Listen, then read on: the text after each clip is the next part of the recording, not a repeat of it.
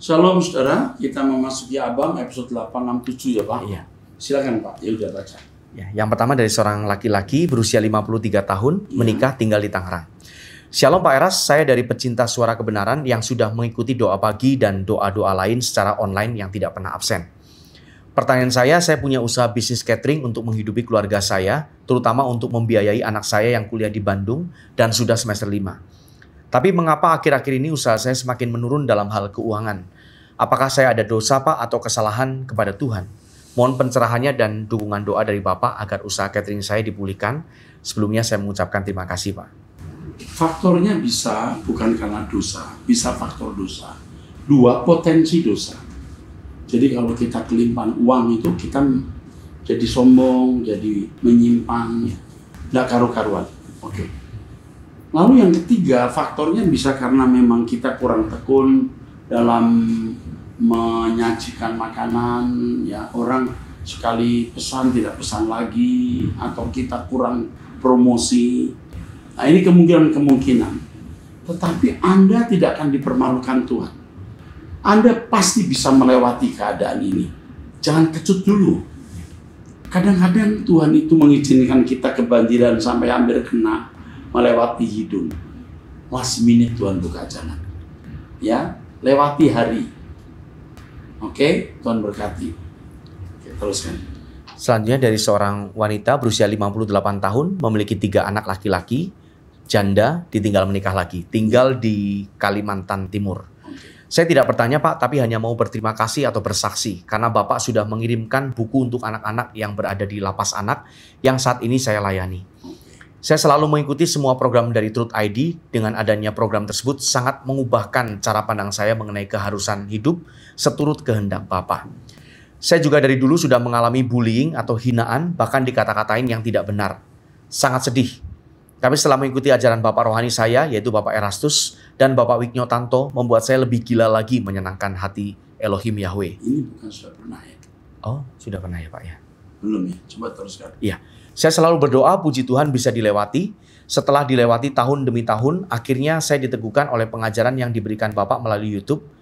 Saya sudah menjalani hidup sendiri selama 19 tahun Pak. Dalam hal ini kita memang berbeda. Bapak pendeta yang dikenal publik, tapi saya dikenal sebagai pendamping perempuan dan anak yang berhak dengan hukum. Kami relawan DP3A pemerintah dan banyak kasus KDRT dan pelecehan. Pelecehan seksual, narkoba, pencurian, khusus anak sudah banyak kami dampingi. Puji Tuhan banyak yang terbantu dengan kehadiran kami sebagai pendamping Pak. Sudah pernah ya Pak ya? Ini sudah pernah. Baik. Dia ini suka memberikan dukungan juga ke pelayanan kita melalui transfer OOVO. Jadi saya ingat nih. Oke, terima kasih untuk dukungannya dan apa yang bisa kami dukung juga untuk Ibu dalam pelayanan ke lapas anak. Ibu bisa menjadi mitra kami. Kami senang kalau bisa melayani orang-orang yang terbuang ya. Oke, teruskan. Pertanyaan dari seorang perempuan berusia 55 tahun, domisilinya tidak disebutkan.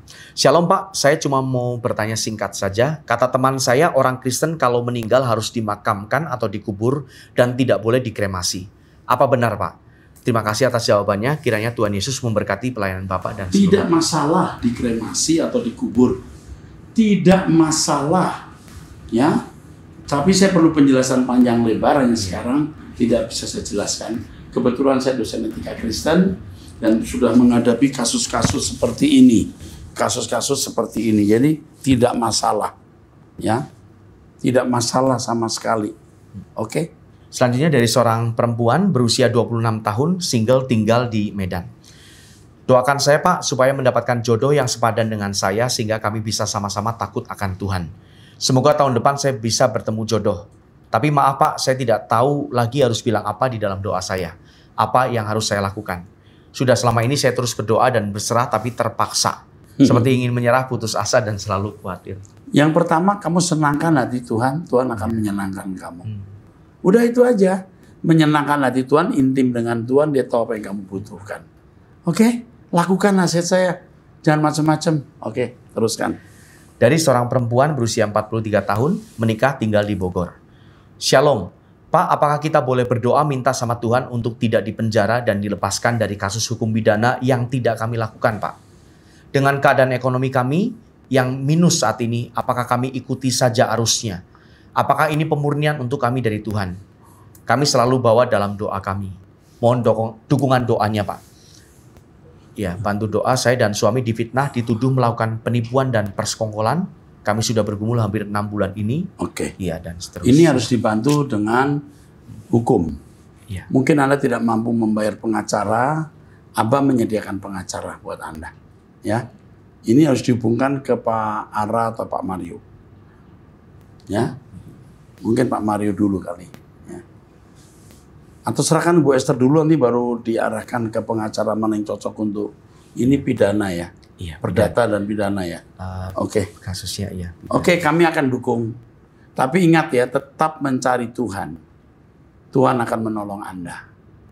Oke? Oke, teruskan.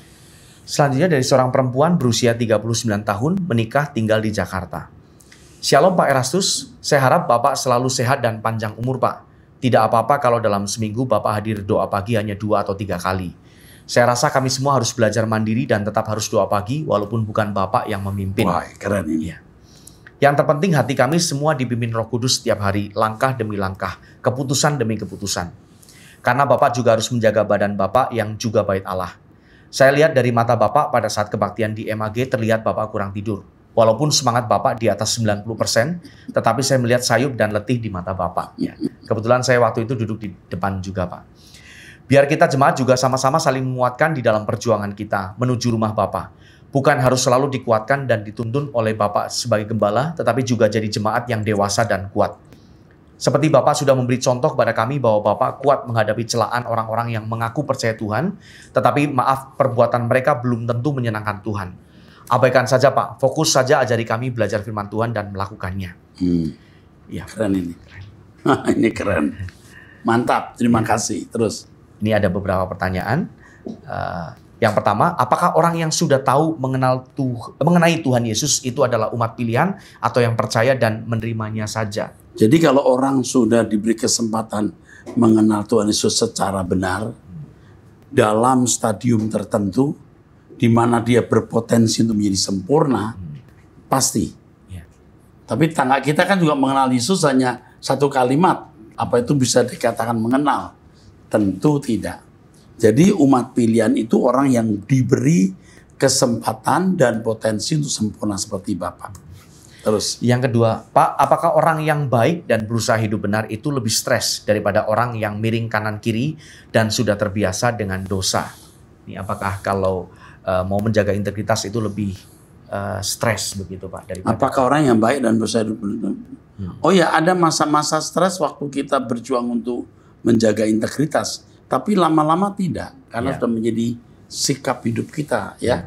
Seperti orang tidak biasa lari stres, tapi lama-lama buat dia lari itu bukan suatu yang membuat dia tertekan, tidak lari malah dia kurang lengkap. Artinya kalau tidak olahraga dia tidak merasa fit, karena kalau saya mau berusaha. Karena kalau yang mau berusaha tapi salah sedikit dan merasa bersalah, di pikiran menjadi tidak enak.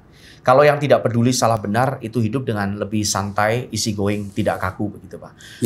Ya, apakah ini yang dimaksud dunia menyukai orang-orang yang fleksibel? Oh, fleksibel dalam arti konformistis yaitu salah. Ya. Fleksibel dalam arti mengikuti, nah itu yang salah. Fleksibel dalam arti kita berselancar untuk mengantisipasi. Ya. Tidak dalam pengaruh dunia. Ya.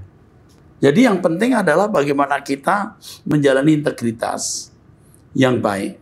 Orang yang haus dan lapar itu stres. Betul nggak? Yeah. Ini haus dan lapar akan kebenaran. Ada stresnya. Tapi Tuhan akan puaskan. Yeah. Okay. Dalam arti lain diajak sana sini ayo. Dan menurut mereka yang penting tahu batas dan simbang apakah dunia. Enggak, hati-hati. Jangan. Kalimat itu hati-hati. Yang penting tahu batas. Jangan mendekati pencobaan, kata Tuhan. Ya. Jadi bukan, ya yang penting ada batas. Kalau kira-kira ini membahayakan, jangan diikuti. Jangan membawa dirimu kepada pencobaan. Karena doa Tuhan Yesus mengajarkan begitu. Ya. Oke, teruskan. Pak, sebenarnya semua manusia dasarnya tidak suka kejahatan kan? Bahkan orang jahat pun tidak mau punya istri atau anak yang jahat-jahat semua. Saling bunuh, saling rampas, dan sebagainya. Atau kalau mereka ditaruh di pulau pun mereka juga tidak mau bersama orang-orang jahat semua kan Pak. Karena pasti nggak ada yang bisa tidur sebab akan terjadi never ending criminal story. Tetapi mengapa sifat-sifat itu bisa ada dalam diri manusia? Kenapa sifat baik dari Bapa yang menciptakan manusia serupa dengannya kalah dengan sifat-sifat yang tidak baik? Ya karena kejatuhan Adam itu manusia terbelenggu pada yang disebut hukum dosa. Hukum dosa itu kodrat dosa yang meleset. Jadi ada yang melesetnya kecil, meleset besar, sampai meleset jauh. Yang jauh itu udah jahat banget. Tapi meleset sedikit, tidak membunuh, tapi rasa benci ada. Tetap itu meleset. Nah, keselamatan dalam Yesus mau membuat kita tepat menjadi sempurna. Teruskan. Saya percaya orang tidak lahir langsung jadi jahat. Pasti ada faktor pemicu dalam proses hidup yang dijalani. Bagaimana dengan berbagai latar belakang manusia bisa kuat melawan yang jahat dari pikiran? Saya rasa semua orang tidak ada yang mau bercita-cita untuk mengalami KDRT dalam keluarga atau punya sifat tidak baik. Bagaimana mencegah itu semua, Pak? Supaya sifat baiknya saja yang bertumbuh. Karenanya Tuhan berkata berjaga-jaga kamu. Nggak ada orang yang berniat mau jadi pembunuh, pezina, pencuri.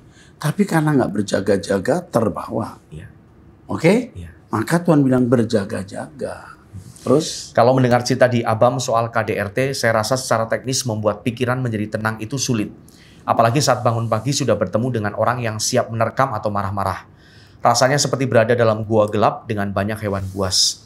Jangankan memikirkan mencari jalan keluar, bisa bertahan hidup dan tidak habisi makan hewan buas saja sudah menjadi sebuah kesempatan berharga. Itu yang saya lihat dari mereka dan teman-teman yang curhat soal KDRT, Pak. Saya cuma bisa mendengarkan karena saya tahu pasti sulit berada dalam situasi seperti mereka. Lalu bagaimana peran gereja dalam hal ini? Kalau boleh memilih? Ya, kalau boleh memilih, saya rasa wanita-wanita tersebut pasti ingin hidup seperti seorang artis. Ya, seorang artis, dilimpahi kasih, berkat, dan suami yang baik, bertanggung jawab, namun tidak semua wanita punya wajah secantik artis ini. Setiap orang itu punya keunikan keadaan yang tidak bisa dianalisa dari perspektif hidup orang lain. Ya. Ngerti maksudnya? Orang punya perspektif hidup. Ya, setiap orang, dia nggak bisa menilai orang lain dengan perspektifnya. Dia harus melihat hidup dari perspektifnya dalam pimpinan Roh Kudus. Jadi KDRT itu, waduh kasihan ya. Mungkin dia tidak merasa dirinya perlu dikasihani loh. Dia kuat aja, dia kokoh aja.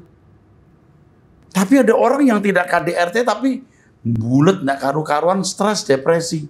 Karena merasa tidak puas dengan suami yang sudah baik begitu. Udah nggak ada KDRT. Tapi suaminya memang tidak mesra misalnya. Sedang dia pengen punya suami yang mesra. Ini kasih hati minta rempelak kan gitu. Ada yang begitu. Jadi kita nggak bisa menilai orang dari perspektif kita. Oke, teruskan. Apakah tapi jelas nggak jawaban saya? Jelas, Pak. Ya, jangan mengukur dengan perspektif orang lain seperti itu ya, Pak. Iya. Iya. Jangan menilai orang dari perspektifnya. Karena masing-masing orang punya perspektif sendiri. Ya, tadi ini contoh ya, aduh kasihan orang itu. Tapi mungkin dia juga bisa biasa aja, sakit tapi sanggup. Tapi ada wanita yang suaminya sudah baik pun masih ngeyel ya, ribut. Kenapa nggak mesra loh? Cuman mesra. Maksudnya mesra itu apa ya? Dilus-lus atau apa? Nah ini ada wanita-wanita seperti itu. Tidak di KDRT-in juga merasa menderita, gitu. Nah, itu dia. Terus. Ya. Apakah mungkin perjalanan hidup dari kecil yang menentukan seseorang hidupnya bertemu orang benar atau tidak? Apakah boleh mendoakan agar semua orang bisa hidup dengan benar bagi Tuhan dan saling bertemu dengan orang benar dalam Tuhan serta dilindungi dari yang jahat, bertobat, ikut Tuhan kemudian masuk surga supaya dunia ini berkurang dari orang jahat di mata Tuhan? Pasti kamu melihat hidup dari perspektif kefanaan. Ya. Hidup yang sesungguhnya bukan di bumi ini, perempuan ini ya. Ya. Hidup sebenarnya itu nanti di langit baru, bumi baru. Jadi kalau sekarang keadaan seperti ini, apapun jadinya, enggak masalah. Yang penting kita lulus dari manusia yang layak menjadi anggota keluarga kerajaan Allah. Top. Pertanyaan terakhir dari penanya yang sama, Pak, apa maksudnya kalau jumlah orang yang percaya genap, maka Tuhan akan datang? Berarti kalau tidak genap-genap, tidak datang-datang ya, Pak? Masih lama lagi maksudnya. Tetapi dunia akhir di zaman semakin jahat kan, Pak? Lalu bagaimana bisa genap? Pak, ya bisa lah, genap kan yang tahu cuma Tuhan. Betul. Mungkin kurang satu. Saya sering mengajarkan di Corpus Delicti. Ya. Pikirkan kamu orang terakhir yang ditunggu. Ya. Ya. Ikuti khotbah saya soal Corpus Delicti. Kalau Anda tidak mau perlu bukunya, ya saya kirim bukunya. Oke, top. Nama tidak mau dibacakan. Oke, memang nggak dibacakan. Ya. Teruskan pertanyaan berikut. Ya, berikutnya dari seorang perempuan berusia 53 tahun, tinggal di Ciputat, Tangerang Selatan. Oke, salam kenal langsung. Ya. Salam kenal, saya ibu rumah tangga umur 53 tahun, tinggal di daerah Ciputat. Sebelumnya saya tidak suka mendengarkan khotbah dari YouTube karena waktu saya habis untuk bekerja di luar negeri. Tetapi setiap hari saya mendengarkan lagu rohani di Spotify. Begitu saya pulang ke Indonesia, saya dengar YouTube dan khotbah Pak Eras karena teman saya bilang Pak Eras pendeta sesat. Tetapi saya justru kagum sama pengajaran Pak Eras yang begitu tulus dan boleh dibilang tidak mungkin ada hamba Tuhan seperti Bapak. Apalagi di kota besar di zaman sekarang ini. Secara singkat, saya ingin memohon kepada Bapak untuk memberikan pelayanan kepada anak saya yang sudah berumur 14 tahun. Namun saat ini sangat kecanduan dengan permainan games online. Sehingga dia tidak pernah memikirkan apapun, bahkan untuk makan pun lupa. Semua ini terjadi karena saya terpaksa harus meninggalkan dia selama hampir 10 tahun, sehingga jiwanya kosong. Ya, coba nanti dihubungi, ini hubungi psikolog kita, psikolog anak ya. Bisa membantu. Oke. Ya. Puji Tuhan, setelah saya pulang, pelan-pelan saya layani dan temani. Sekarang dia sudah mau diajak ke gereja dan baca firman. Tetapi saya sangat bingung dengan pilihan sekolah saat ini karena mengingat saat ini dia kelas 3 SMP.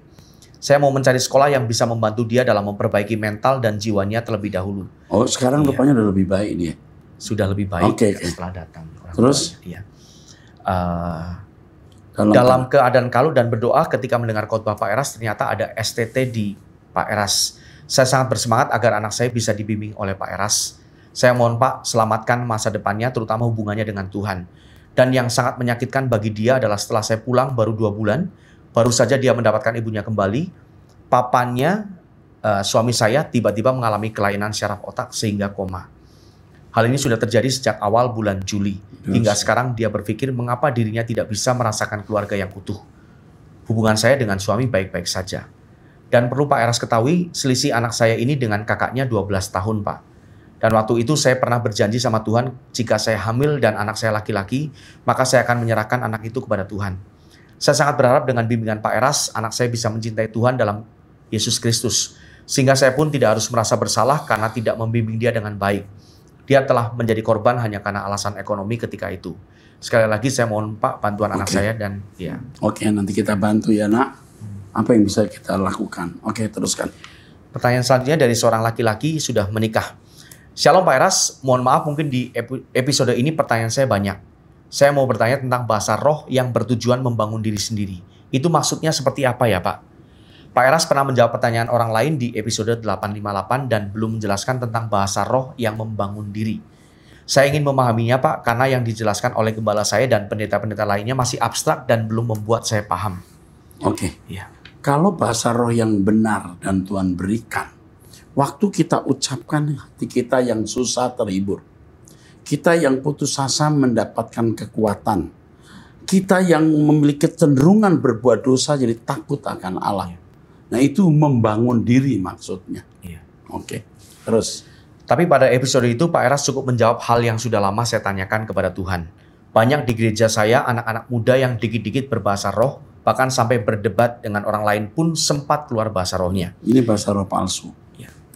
Namun saya tidak berani menyimpulkan apakah itu benaran dari Tuhan atau hanya sekedar fenomena kejiwaan. Fenomena kejiwaan itu. Ya. Yang mungkin dari kuasa gelap. Mungkin kejiwaan belum kuasa gelap. Tapi kalau terus-menerus pasti berdampak negatif.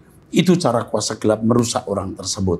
Sombong rohani, rasa lebih baik dari orang lain. Padahal dia bahasa rohnya palsu. Akhirnya juga rusak. Terus saya pernah mengikuti. Kalau bahasa roh dari setan yang pernah saya beberapa kali alami, bahkan termasuk seringnya dari dulu. Ini dia bahasa roh. Tapi dari setan dia sadar, dia tidak sadar. Tapi kalau bahasa roh yang dibuat sendiri itu sadar. Ya kalau bahasa roh yang dari setan, dia sendiri nggak sadar. Oke, jelas ya? Iya. Terus. Saya pernah mengikuti suatu event gereja dan menerima bahasa roh. Tapi dalam doa pribadi saya lebih suka berdoa dalam hening. Dan dalam ibadah-ibadah yang ada pun saya tidak pernah memakai bahasa roh. Apakah salah jika demikian, Pak? Ya, tidak saya katakan salah atau benar, tergantung Roh Kudus suruh Anda mengucapkan atau tidak. Kalau saya doa pribadi lebih banyak bahasa roh kadang-kadang. Kadang-kadang juga saya hening, ya tinggal bagaimana Roh Kudus mau. Bahkan pemilihan lagu pun juga sering saya tanyakan ke Tuhan. Roh Kudus lagu apa yang paling tepat untuk saat ini? Oke, teruskan. Dalam beberapa tahun lalu, saya seperti mendapat karunia membedakan roh. Di hati saya sangat mudah sekali merasakan isi hati seseorang, terutama dalam pekerjaan pelayanan. Tuhan secara otomatis memberikan informasi tentang orang itu, bagaimana isi hatinya, motivasi dalam pelayanan, khotbahnya benar atau tidak. Ya, itu karunia membedakan roh begitu. Ya. Benar sekali dan Anda punya itu. Terus. Namun semua seperti redup begitu saja semenjak saya terlalu pusing dengan pekerjaan, kurangnya jam doa dan jatuh bangun dalam dosa serta keinginan. Iya, karena karunia itu diberikan untuk membangun orang lain juga. Seperti kamu dewasa rohani, kamu jadi berkat bagi orang lain. Terus. Sekarang saya sedang dalam proses serius kembali kepada Tuhan berkat khotbah-khotbah Pak Eras dan Pak Wignyo. Saya juga tidak berani mengatakan bahwa itu pasti adalah karunia karena belum ada konfirmasi dari hamba Tuhan manapun. Apakah bisa dibilang saya tidak layak lagi mendapat karunia itu karena saat ini karunia tersebut hilang dari diri saya, Pak? Nggak hilang. Cuman belum muncul karena nggak dibutuhkan. Untuk apa? Ya. Oke. Harus serius dengan Tuhan baru saudara bisa mengaktifkan karunia itu. Terakhir, apakah meditasi itu dosa, Pak? Saya belajar teori tentang meditasi. Ada yang untuk kekuatan kuasa gelap, ada juga yang untuk sekedar menenangkan pikiran. Meditasi itu harus disertai perenungan terhadap kehadiran Tuhan. Ya. Kalau kita menyembah, haleluya, haleluya, terpuji namamu, itu meditasi sebenarnya. Ya. Atau kita diam, ya Tuhan. Tapi kalau saya rame-rame kan banyak yang tidak bisa diajak diam. Jadi saya harus pakai bahasa roh, pakai bahasa pujian, bahasa penyembahan. Itu bagian dari meditasi. Ya. Oke. Terus, apakah salah jika orang Kristen melakukan meditasi hanya untuk menenangkan pikiran?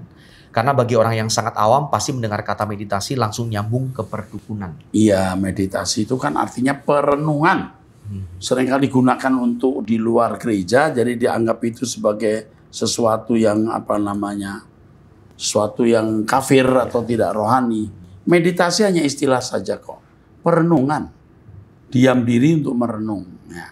Memang dalam meditasi lebih banyak kita tidak berkata apa-apa, kita diam. Tapi juga dalam meditasi kita bisa berkata haleluya. Karena kita mau fokusnya ke Tuhan. Jangan kosong pikiran. Oke. Terus. Berikutnya dari seorang perempuan berusia 46 tahun, single. Shalom, saya pernah bertanya di episode 861, ini baru sekali ya, tentang kasus adik saya yang berselingkuh dengan wanita Kristen dan istrinya yang memiliki utang pinjol yang besar. Utang pinjol tersebut berawal saat pandemi, ipar dan adik saya sama-sama bekerja. Tapi ipar saya saat itu mengaku mendapatkan gaji yang tidak tentu per bulannya. Namun sering belanja online dan juga pay later. Sementara adik saya terus bekerja, tidak menganggur bahkan saat pandemi dengan pendapatan yang lumayan sampai saat ini untuk mencukupi kebutuhan rumah tangga mereka. Kadang adik saya sampai larut malam baru pulang ke rumah, tetapi keuangan mereka kacau sejak ipar saya kena pinjol 3 tahun yang lalu. Adik saya sudah bertanya berkali-kali untuk apa pinjol, tetapi tidak dijawab ipar saya dengan jelas. Katanya untuk belanja-belanja di marketplace juga pay later. Sampai dengan kartu kreditnya dan perbankan di blacklist. Hal ini sudah 4 kali terjadi berulang. Sampai saat ini cicilan pinjol itu juga yang membayar adik saya setiap bulannya. Terakhir debt collector mulai menghubungi tempat kerja dan ke rumah. Perselingkuhan adik saya benar-benar jadi bumerang, karena ipar saya jadi bertindak sekehendaknya. Orang tua saya juga yang sudah lansia jadi ikut memikirkan bagaimana nasib keponakan saya. Yang satu ikut agama ibunya, yang satu Kristen. Dan kami dorong untuk sekolah minggu Pak Eras. Sepertinya adik dan ipar saya keras dua-duanya. Ipar saya berniat untuk melakukan pembalasan perselingkuhan. Keadaan di rumah jadi nyaris tidak ada damai sejahtera. Saya dan orang tua ada mesbah doa, mendoakan untuk rumah tangga adik saya. Bagaimana kami harus menghadapi ini, Pak Pendeta? Terima kasih. Kadang-kadang ada persoalan yang tidak bisa dijawab. Ya. Harus dikumuli, lalu dalam perjalanan waktu Tuhan memberikan jawaban. Nasihat saya untuk Anda, mungkin Anda dijadikan penjaga bagi keluarga ini. Anda harus banyak berdoa, hidup suci, minta hikmat Tuhan untuk menyelesaikan. Pendekatan untuk ipar itu penting sekali. Adikmu kamu dekati lebih gampang, adik ya. Iya. Adik kandungmu lebih bisa kamu dekati. Tapi adik ipar lebih sulit. Iya. Kalau kau bisa memenangkan adik ipar, ya tidak usah harus maksa-maksa ke gereja ya. Tetapi Anda bisa memberi kasih sayang dan perhatian. Itu akan menyelamatkan. Anda harus tahu betapa sakitnya ada ipar dikhianati. Dan itu menjadi gila dia. Sakit jiwanya. Dia mengalami mental illness yang berat. Nah, kamu bisa menyembuhkan lewat pendekatan. Lakukan itu. Setelah itu mendekati adik kandungmu. Tuhan akan memberi hikmat apa yang kamu harus katakan kepada mereka. Jadi masalah ini tidak bisa saya selesaikan dengan memberi nasihat satu kalimat. Dijalani lalu di perjalanan Tuhan akan memberikan hikmat. Oke. Cukup jelas nggak? Jelas, Pak. Oke, teruskan. Berikutnya dari seorang laki-laki berusia 50 tahun tinggal di Bandung. Semoga. Ya, Shalom. Semoga kita semua berada dalam kondisi baik-baik dan tidak kurang suatu apapun di dalam perlindungan Bapa di sorga. Saya ingin menanyakan kepada Pak Eras selaku pengajar dan tentunya peneliti Alkitab, beserta sejarah dan latar belakang setiap tokoh-tokoh iman di dalam Perjanjian Lama dan Perjanjian Baru. Yang ingin saya tanyakan adalah mengenai kehidupan Rasul Paulus yang sangat menginspirasi kita semua dalam mengenakan kehidupan Yesus. Yang juga Rasul Paulus kenakan agar kita semua sebagai umat pilihan mengikuti teladan beliau, seperti yang beliau sendiri katakan, ikutilah teladanku. Nah, yang menjadi pertanyaan saya adalah, diperlukan waktu berapa lama atau berapa tahun dari Saulus seorang antikris menjadi seorang rasul yang sudah selesai dengan dirinya sendiri, yang di akhir hayatnya dapat berkata, hidupku bukannya aku lagi, melainkan Kristus yang hidup di dalam aku. Bahkan sampai rela mati mempersembahkan hidupnya bagi Tuhan. Berapa tahun yang dibutuhkan beliau agar dapat diubahkan Tuhan untuk mengenakan kodrat ilahi sesuai dengan rencana Allah Bapa di dalam kehidupan beliau. Kalau dibandingkan dengan kita di saat sekarang ini, waktu yang dibutuhkan yaitu seumur hidup kita untuk menjadi serupa dengan Yesus sampai kita menutup mata. Saya kira Rasul Paulus mendapat karunia khusus dalam hal ini, mengingat beliau hidup di zaman gereja mula-mula dan Injil belum terbentuk saat itu. Itu saja pertanyaan saya untuk saat ini. Terima kasih Pak Eras dan tim Abam. Sukses, Tuhan memberkati. Ada satu yang banyak orang tidak sadari, tidak mengerti bahwa Paulus itu antikristus, bukan antikristus jahat. Dia tidak tahu kalau Kristus itu adalah utusan Yahweh Allahnya. Itu masalahnya. Nikodemus malah tahu bahwa Yesus dari Allah. Itu lebih tidak fair. Ya, dia tidak fair. Maksud saya banci gitu. Tahu maksudnya ya? Dia tahu Yesus berasal dari Allah, tapi tidak percaya. Kalau Paulus yang namanya Saulus, dia berpikir, dia berpandangan Yesus ini mengganggu Yahweh Allahnya. Ketika dia membunuh orang Kristen, dia berpikir dia sedang membela Yahweh. Jadi pembelaan untuk Allah yang benar, Yahweh maksudnya. Dan sikap berkorbannya untuk Allah yang benar itu dia tunjukkan dalam ketidaktahuan bahwa Yesus anak Allah, utusan Yahweh. Begitu dia tahu, tinggal switch saja. Jadi Paulus dasarnya memang orang baik, bukan orang jahat. Tapi kejahatannya adalah karena tidak mengenal Yesus dari Yahweh, dia bunuhi orang-orang Kristen demi kepentingan Allah Yahweh. Ya, ini harus dipahami. Kita tidak bisa membuat ukuran kalau yang ini 5 tahun, 10 tahun, 2 tahun, tidak bisa. Manusia itu unik. Yang penting masing-masing memperhadapkan diri kepada Tuhan. Jika belum menemukan dirinya berkenan, dia harus berusaha untuk itu. Jadi kalau kita tahu misalnya Paulus butuh waktu sekian tahun, nggak menguntungkan untuk siapapun. Karena itu urusan dia pribadi. Oke? Sampai jumpa di episode yang akan datang. Tuhan berkati.